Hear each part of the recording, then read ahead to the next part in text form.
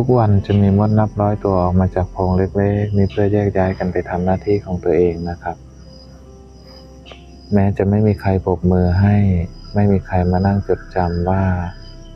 ตัวไหนทำอะไรก็ตามเนาะแต่ว่ามดทั้งรังก็อยู่ได้นะครับเพราะมดทุกตัวต่างก็ทำในสิ่งที่ตัวเองควรจะทำเนาะ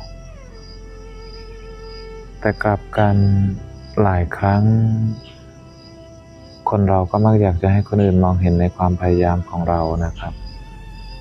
จนบางครั้งก็ลืมไปว่า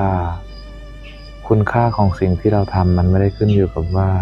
จะมีคนมองเห็นหรือไม่เนาะเพราะสุดท้ายแล้วชีวิตคงไม่ได้ถามว่ามีคนมองเห็นคุณกี่คนนะครับแต่มันกำลังถามว่าวันนี้คุณใช้ชีวิตอยู่ในวิถีของตัวเองหรือว่า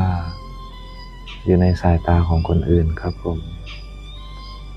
ระหว่างลมหายใจขอให้มีช่วงเวลาที่ดีทุกคนครับ